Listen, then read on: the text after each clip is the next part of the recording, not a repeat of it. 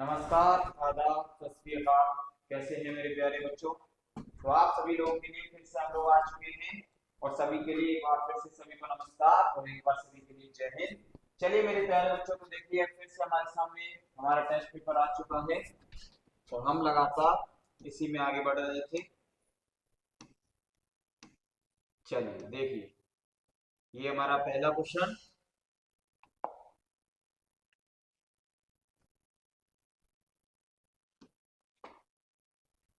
चलिए देखिए बराबर से क्या बोला गया है। पहले क्वेश्चन में बच्चों हमसे कहा गया है निम्नलिखित में से बुद्ध गणराज्य का संबंध किससे है। बुद्ध गणराज्य means to which the republic of Buddha belong, यानी कि बुद्ध भगवान इनमें से किससे संबंध रखते थे। ठीक है बच्चों, आपको क्या बताना है, बुद्ध भगवान इनमें से किससे संबंध रखते थे। पहला तो किससे संबंध रखते थे, तो ये शाक्य वंश के राजा हुआ करते थे। किसके, इनके पिताजी का नाम आपको बताना है कि महात्मा बुद्ध के पिताजी का नाम क्या था और इनका जो उचित नाम यानी जो सही नाम था वो क्या था। ठीक है ना, महात्मा बुद्ध का जो वास्तविक नाम था वो क्या था और आपको इनके पिताजी का नाम बताना है। ठीक है बच्चों, तो ध्यान से देखेंगे। बुद्ध का संबंध किससे था बच्चों, शाक्य वंश से। शाक्य वंश से था, किससे था, शाक्य वंश से। बोलिए क्लियर है। और इनका जो नाम था, इनका क्या नाम था, सिद्धार्थ नाम था। क्या नाम था बच्चों, सिद्धार्थ नाम था। ठीक है, इनके पिताजी का नाम क्या था, तो इनके पिताजी का नाम शुद्धोधन था। क्या था बच्चों, शुद्धोधन था। बोली क्लियर है, क्या था, शुद्धोधन था। बोली क्लियर। नेक्स्ट क्वेश्चन को देखेंगे तो बोला गया है आज पेरुकू उत्सव निम्नलिखित में से किस राज्य में मनाया जाता है। क्या बोला गया है, आज पेरुकू उत्सव निम्नलिखित में से किस राज्य में मनाया जाता है। तो आपको बताना है, एक तो आज पेरुकू जो उत्सव है, तो सही आंसर फटाफट से बताएंगे। तो सही आंसर क्या होगा बच्चों, तमिलनाडु होगा। क्या होगा, तमिलनाडु होगा। ठीक है, अब आपको बताना है तेलंगाना में एक उत्सव और एक केरल का एक उत्सव और आंध्र प्रदेश का एक उत्सव। चलिए फटाफट से आप मुझे ये बताएंगे कि एक नौकायान हमने आपको पढ़ाया था, नौकायान करके एक गेम कराया जाता है, किस राज्य में कराया जाता है, फटाफट से बताइए। थर्ड क्वेश्चन बच्चों हमसे बोला गया है, थर्ड क्वेश्चन में कहा गया है कि अम्लीय वर्षा या एसिडिक रेन जो होती है उसका कारण क्या होता है। फटाफट से बताएंगे एसिडिक रेन का कारण क्या होता है। तो याद रखेंगे भूमंडलीय ताप से, हवा में हानिकारक गैस की उपस्थिति से, उर्वरक से या पानी के हानिकारक पदार्थ से। फटाफट से बताइए किससे होता है। तो हमने आपको पढ़ाया भी है, जब एटमॉस्फेयर में डेंजरस गैसेस जो होती हैं उसकी एयर में जब वो प्रेजेंट हो जाती हैं तो इन्हीं की वजह से जो आपका कंडेंसेशन होता है वो अकस्मात होने लगता है, जिससे क्या होता है, एसिडिक रेन होने लगती है। बोलिए क्लियर है। तो सही आंसर क्या होगा, हवा में हानिकारक गैस की उपस्थिति से। बोलिए क्लियर। नेक्स्ट क्वेश्चन की तरफ देखेंगे, तो नेक्स्ट क्वेश्चन को देखें। आपसे बोला गया है निम्नलिखित में से कौन सा कर्क रेखा के निकट है। चलिए ये बताइए, निम्नलिखित में से कौन सा कर्क रेखा के निकट निकट है, बताएं फटाफट से।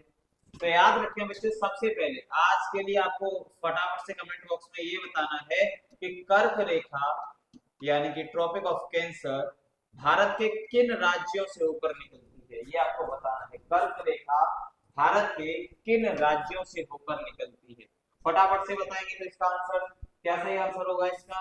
तो याद रखेंगे रांची। क्या होगा बच्चों, रांची। ठीक है, झारखंड की कैपिटल है रांची। ठीक है, तो झारखंड से ही निकलता है। झारखंड एक ऐसा राज्य है जहाँ से ट्रॉपिक ऑफ कैंसर क्या करता है, पास करती है। ठीक है बच्चों। अगला है कौन सा शहर गंगा के किनारे स्थित है, फटाफट से बताएंगे।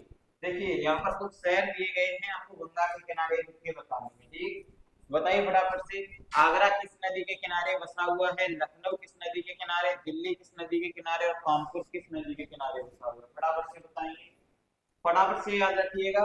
तो आगरा यमुना नदी के किनारे बसा हुआ है बच्चे। कहाँ बसा हुआ है, यमुना नदी के किनारे। लखनऊ कहाँ बसा हुआ है, तो गोमती नदी के किनारे। ठीक है बच्चों, कहाँ बसा हुआ है, गोमती नदी। दिल्ली कहाँ बसा हुआ है बच्चों, यमुना के किनारे। कहाँ है दिल्ली, यमुना के किनारे। और कानपुर कहाँ है बच्चों, गंगा नदी के किनारे। कहाँ है, गंगा नदी के किनारे। बोलिए क्लियर है। आपसे पूछा गया कि बताइए सहरिया जनजाति के लोग मुख्य रूप से कहाँ पाए जाते हैं। मुख्य रूप से पूछा है आपको, तो देखो शहरी जनजाति के लोग आपको सबसे ज्यादा देखने को मिलेंगे मध्य प्रदेश में। किसमें देखने को मिलेंगे? मध्य प्रदेश में। बोलिए क्लियर है? आपसे बोला गया दिमागी बुखार जो छोटे छोटे बच्चों को प्रभावित करता है उसे हम क्या कहते हैं? फटाफट से बताइए बच्चों। एक वो बुखार जो एकदम माइंड की ओर भागता है, माइंड की तरफ जाता है, तो उसे क्या कहते हैं? टाइफाइड कहते हैं, निमोनिया कहते हैं, एंसेफ्लाइटिस कहते हैं, या फिर मलेरिया कहते हैं। फटाफट से बताइए बच्चों क्या होगा सही आंसर। तो याद रखेंगे बच्चों, जो दिमागी बुखार जो छोटे बच्चों को प्रभावित करता है वो होता है टाइफाइड। कौन सा होता है बच्चों? टाइफाइड। बोलिए क्लियर है? नेक्स्ट क्वेश्चन में आपको बताना है कि राज्यसभा में कितने सदस्य होते हैं, यानी कि राज्यसभा के आपको मेंबर बताएंगे। फटाफट से बताइए राज्यसभा के कितने मेंबर होते हैं, फटाफट से बताएं, बताइए फटाफट से। तो याद रखेंगे राज्यसभा के, चलिए मैं आपको बता देता हूँ, ये आपकी क्या है? एक पार्लियामेंट है, ठीक है। एक तरफ बैठती है लोकसभा, दूसरी तरफ बैठती है राज्यसभा, ठीक है। अब आपको इनके मेंबर बताने, क्या बताने बच्चों? मेंबर बताने। बोलिए क्लियर है? फटाफट से मुझे आप मेंबर बताएंगे। 344, 312 या 272 या 250, फटाफट से बताइए कितने मेंबर होते हैं। तो ये आपका काम है, आप लोकसभा के मेंबर बताएंगे मुझे, ठीक है बच्चों। फटाफट से बताइए कितने मेंबर होते हैं। तो हमारे राज्यसभा में जो मैक्सिमम अधिकतम संख्या है सदस्यों की वो कितनी है? 250। कितनी है बच्चों? 250। बोलिए क्लियर है? निम्नलिखित में से कौन सा यंत्र भूकंप की तीव्रता को नापता है? चलिए बच्चों, भूकंप की तीव्रता को नापने वाला यंत्र बताएंगे, फटाफट से बताइए। भूकंप की तीव्रता को मापने वाला यंत्र बताएंगे, फटाफट से जल्दी से बताइए। तो कौन सा यंत्र होगा? निम्नलिखित में से कौन सा यंत्र भूकंप की तीव्रता को मापता है? चलिए बच्चों, आपको बताना है कि बैरोमीटर क्या करता है, लेक्टोमीटर क्या करता है, क्रेस्टोग्राफ क्या करता है। तो आपका इसका सही आंसर क्या होगा? सीस्मोग्राफ। क्या होगा बच्चों? सीस्मोग्राफ। चलिए फटाफट से आप मुझे बताएंगे कि सीस्मोग्राफ में एक स्केल लगाया जाता है। कौन सा लगाया जाता है? एक स्केल लगा हुआ होता है, उस स्केल का नाम क्या है? फटाफट से बताएंगे उस स्केल का नाम क्या है।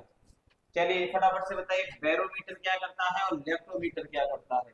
जो स्केल है बच्चों, ये जो सिस्मोग्राफ में ये जो स्केल लगा होता है इसे हम बोलते हैं या तो रिक्टर पैमाना, रिक्टर स्केल, या इसे ही हम कभी कभी रिचर पैमाने के नाम से भी पढ़ लेते हैं। हमारे शरीर के आंतरिक अंगों का काम इस प्रणाली द्वारा नियंत्रित किया जाता है।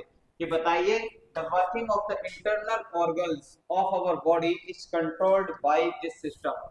कि बताइए जो हमारी वर्किंग है जो इंटरनल ऑर्गन्स की, उसे कौन कंट्रोल करता है? फटाफट से बताएं कौन कंट्रोल करता है। तो हमारे शरीर के आंतरिक अंगों का काम जो कंट्रोल करेगा वो कौन करेगा? Nervous system. कौन करेगा बच्चों? नर्वस सिस्टम करेगा। बोलिए क्लियर है? कौन करेगा? नर्वस सिस्टम पूरी बॉडी को क्या करता है? कंट्रोल करता है। बोलिए क्लियर है? नेक्स्ट क्वेश्चन की तरफ बढ़ेंगे। तो नेक्स्ट क्वेश्चन में देखेंगे क्या बोला गया है। भोजन का पाचन प्रारंभ होता है, यानी कि भोजन का जो डाइजेशन है, जो डाइजेशन ऑफ फूड है वो कहां से शुरू हो जाता है? फटाफट से बताएं कहां से शुरू हो जाता है। तो याद रखेंगे आमाशय से, आंत से, यकृत से या मुख से। तो याद रखो बच्चे, जब भी हम भोजन करते हैं तो भोजन जैसे ही हम खाना शुरू करते हैं तो मुंह से ही पहले से, कहां से? मुंह से ही क्या शुरू हो जाता है? भोजन का पाचन शुरू हो जाता है। ठीक है बच्चों, मुंह से क्या शुरू हो जाता है? भोजन का पाचन शुरू हो जाता है। बोलिए क्लियर? नेक्स्ट क्वेश्चन की तरफ आएंगे। तो नेक्स्ट क्वेश्चन में हमसे क्या बोला गया है? उचित पर्याय चुनिए। आपसे क्या बोला है? उचित पर्याय चुनिए। Choose the correct option. क्या बोला गया? पानी को सार्वजनिक द्रावक कहते हैं। द्रावक क्या होता है बच्चों? सॉल्वेंट। द्रावक क्या होता है? सॉल्वेंट। सॉल्वेंट मींस जो अपने अंदर क्या कर ले? किसी भी चीज को एक्सेप्ट कर ले। सॉल्वेंट मींस जो अपने अंदर किसी भी चीज को क्या कर ले? एक्सेप्ट कर ले। ठीक है, एक्सेप्ट मींस यानी कि बोल सके। तो देखो इसके अनेक उपयोग हैं, इसलिए इसे द्रावक कहते हैं। वह हर तरफ की धूल साफ कर सकता है, इसलिए द्रावक कहते हैं। या फिर वह शरीर के सभी प्रकार के चयापचय का माध्यम है, and it is the medium in which the all body metabolism happens। ठीक है, या वह अनेक वस्तुओं को घोल सकता है। फटाफट से बताएं तो क्या कर सकता है? तो याद रखेंगे बच्चों क्या रीजन है? क्योंकि वह अनेक वस्तुओं को घोल सकता है, इसीलिए उसको सार्वजनिक सॉल्वेंट यानी कि सार्वजनिक क्या कहते हैं? द्रावक कहते हैं। क्या कहते हैं? सार्वजनिक द्रावक कहते हैं। बोलिए क्लियर है। नेक्स्ट क्वेश्चन की तरफ बढ़ेंगे और नेक्स्ट क्वेश्चन देखेंगे तो क्या दिया गया है। गुरुदेव की उपाधि किसकी थी, यानी कि किसे गुरुदेव कहा जाता था, इनमें से किसे गुरुदेव कहा जाता था। तो फटाफट से आप मुझे बताएंगे। महात्मा गांधी, रविन्द्रनाथ टैगोर, सुभाष चंद्र बोस और सरदार वल्लभ भाई पटेल। देखिए बच्चों, क्वेश्चन से पहले जो हमारा मेन वर्क है वो क्या है, आपको ये बताना है कि महात्मा गांधी को क्या कहते थे, रविन्द्रनाथ टैगोर को क्या कहते थे, सरदार वल्लभ भाई पटेल को क्या कहते थे और सुभाष चंद्र बोस को क्या कहते थे। इसका आंसर तो आपको बताया ही जाएगा, लेकिन ये आपका होमवर्क रहेगा कि आप फटाफट से हमें ये बताएं कि फटाफट से गुरुदेव के अलावा जितने भी 3 नाम लिखे हैं उनके उपनाम क्या थे, फटाफट से बताएंगे। ठीक है, तो गुरुदेव किसे कहा जाता था बच्चों, तो गुरुदेव कहा जाता था रविन्द्रनाथ टैगोर को। किसे कहा जाता था, रविन्द्रनाथ टैगोर को क्या कहा जाता था, गुरुदेव कहा जाता था। चलिए आप मुझे फटाफट से बताएंगे, रविन्द्रनाथ की एक पुस्तक बताएंगे। आप मुझे क्या बताएंगे, एक पुस्तक बताएंगे फटाफट से। रविन्द्रनाथ की जो फेमस पुस्तक है जिसके लिए उन्हें नोबेल पुरस्कार मिला, फटाफट से बताएंगे। निम्नलिखित में से कौन सा या कौन सा कप फुटबॉल से संबंधित होता है। चलिए आपको इसमें से देखो, मैं आपको बताता हूँ। एक क्रिकेट से दिया हुआ है, ठीक है, एक लॉन टेनिस से दिया हुआ है। किससे दिया हुआ है, लॉन टेनिस से दिया हुआ, बोलो क्लियर है। और एक फुटबॉल से दिया हुआ। फटाफट से तैयार कर लें और अपना आंसर फटाफट से कमेंट बॉक्स में डालेंगे। जल्दी से बताइए क्या सही आंसर होगा हमारा। तो याद रखेंगे क्या होगा, फटाफट से जल्दी बताएं। तो याद रखेंगे, देखो डेविस कप, संतोष ट्रॉफी, चैंपियनशिप और देवधर ट्रॉफी, दोनों में ही आपको फटाफट से बताना है कि क्या सही आंसर होगा। तो याद रखेंगे बच्चों, संतोष ट्रॉफी दी जाती है फुटबॉल में, किसमें दी जाती है, फुटबॉल चैंपियनशिप में। बोली क्लियर है। अब आपसे बोला गया फिरोज शाह कोटला क्रिकेट मैदान किस शहर में स्थित है। आपसे क्या बोला गया है, फिरोज शाह कोटला मैदान किस क्षेत्र में, वो किस शहर में स्थित है। तो याद रखेंगे बच्चों, किस शहर में स्थित है, मुंबई, नई दिल्ली, रांची, अहमदाबाद। चलिए बच्चों, सबसे जो मोस्ट इंपोर्टेंट है, अहमदाबाद का एक स्टेडियम है। फटाफट से आपको उस स्टेडियम का नाम बताना है और इसका सही आंसर क्या होगा बच्चों, नई दिल्ली। क्या होगा, नई दिल्ली होगा। बोलिए क्लियर। नेक्स्ट क्वेश्चन की तरफ बढ़ेंगे और नेक्स्ट क्वेश्चन को देखेंगे तो क्या दिया गया है। इसरो भारतीय अंतरिक्ष अनुसंधान संगठन की स्थापना किस वर्ष हुई थी। आपसे क्या बोला गया है, जो इसरो की स्थापना है वो किस वर्ष हुई थी। फटाफट से बताएं बच्चों, किस वर्ष हुई थी। तो इसरो की स्थापना आप लोग बताएंगे तो कब हुई थी बच्चों, 1969 में। कब हुई, 1969 में। बोलिए क्लियर है। आपसे बोला गया कि 90 डेसिबल से अधिक आवाज, सबसे पहले तो आपको बताना है यहाँ डेसिबल शब्द का यूज क्यों किया गया है। ठीक है, 90 डेसिबल से अधिक की आवाज हानि पहुंचा सकती है। कहाँ हानि पहुंचा सकती है, आवाज से हमें कब प्रॉब्लम हो सकती है, जब एक आवाज एक्सेसिव मात्रा में निकले तो हमें उससे क्या हो सकता है बच्चों, बहरापन हो सकता है। क्या हो सकता है, बहरापन हो सकता है। बोलिए क्लियर है। नेक्स्ट क्वेश्चन देखेंगे तो विश्व चैंपियनशिप में भारतीय महिला शटलर जिसने विश्व चैंपियन का खिताब जीता था, बताइए फटाफट से। वो भारत की पहली महिला जिसने क्या जीता, पहला खिताब जीता जिसने विश्व चैंपियनशिप का। फटाफट से बताएंगे मुझे, तो कौन था बच्चों, पीवी सिंधु। कौन था बच्चों, पीवी सिंधु। बोले क्लियर है। आपसे बोला गया बच्चों, बीबी का मकबरा किसने बनवाया था। तो याद रखें बच्चों, आपको इसका आंसर मिलने से पहले आपको हमें ये बताना है बाबर ने क्या किया, औरंगजेब ने कौन सी बिल्डिंग बनवाई थी और शाहजहां ने कौन सी बिल्डिंग बनवाई। फटाफट से बताएं। चलिए शाहजहां की तो अभी अभी लिख के बताएंगे आप हमें तुरंत। शाहजहां ने कौन सी बिल्डिंग बनवाई थी, जो मोस्ट फेमस बिल्डिंग है। फटाफट से बताएंगे जो कैसी है, मोस्ट फेमस बिल्डिंग है। तो बच्चों बीबी का मकबरा बनवाया था शाह आलम ने, जिसे ही हम आजम शाह के नाम से जानते थे। नेक्स्ट बताइए बच्चों, खजुराहो मंदिर कहाँ पर स्थित है। क्वेश्चन नहीं है लेकिन आपको बताना है, खजुराहो मंदिर कहाँ पर स्थित है। फटाफट से बताइए खजुराहो मंदिर कहाँ पर स्थित है।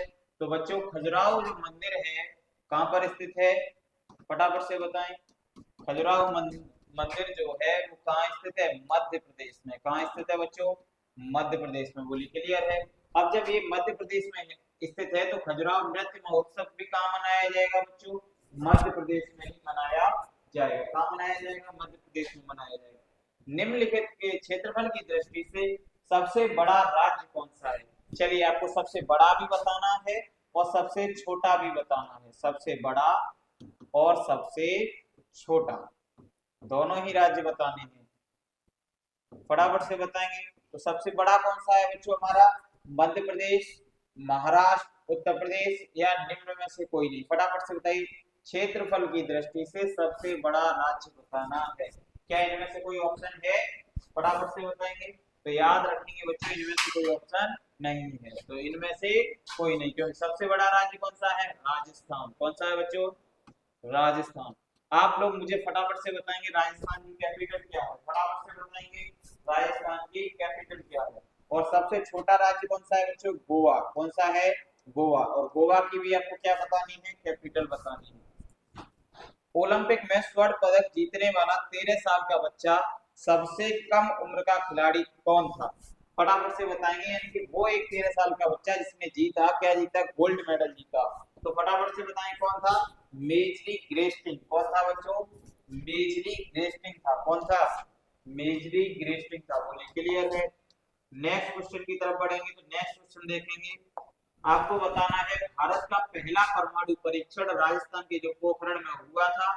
तो आपको सबसे पहले आंसर ढूंढने से पहले ये बताना है, जब पहला राजस्थान में पोखरण हुआ उस समय प्रधानमंत्री कौन थे? क्या बताना है बच्चों? उस समय के प्रधानमंत्री कौन थे? फटाफट से बताइए कौन थे। नेक्स्ट क्वेश्चन में देखेंगे, मतलब इसका आंसर देखेंगे आप सबसे पहले। तो कब हुआ बच्चों? 1974 में। कब हुआ था? 1974 में, मई के महीने में हुआ था। निम्नलिखित में से कौन सा मौलिक अधिकार नहीं है? फंडामेंटल राइट नहीं है। क्या नहीं है बच्चों? फंडामेंटल राइट नहीं है। चलिए फटाफट से बताइए।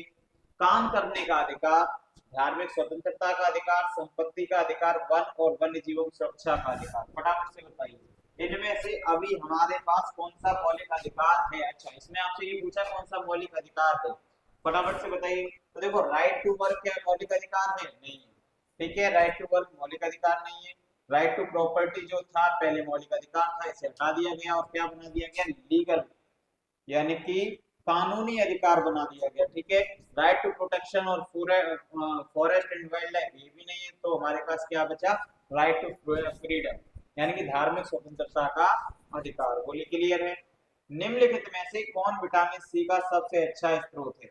चलिए बच्चों, इसमें सबसे पहले आप क्या करेंगे, मुझे ये बताइए हमें कितने प्रकार के, तो हमें कितने प्रकार के फंडामेंटल राइट्स मिले हुए हैं और सभी के आप नाम लिख के बताएंगे। बोलिए क्लियर?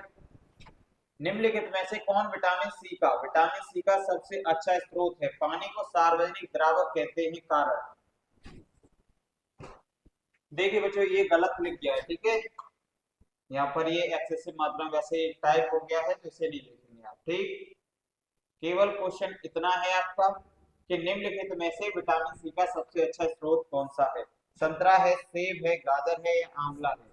तो बच्चों याद रखेंगे, विटामिन सी जो सबसे ज्यादा पाई जाती है किसमें पाई जाती है? आंवला में पाई जाती है। बोलिए क्लियर है? आपको फटाफट से मुझे ये बताना है कि बताइए नींबू के अंदर, ठीक है, नींबू के अंदर जो एसिड पाया जाता है, ठीक है, उस एसिड का आपको क्या बताना है बच्चों? नाम बताना है। क्या बताना है?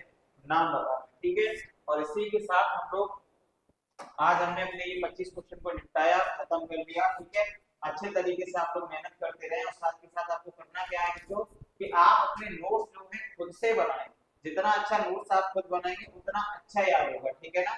चलिए इसी के साथ जय हिंद, जय भारत।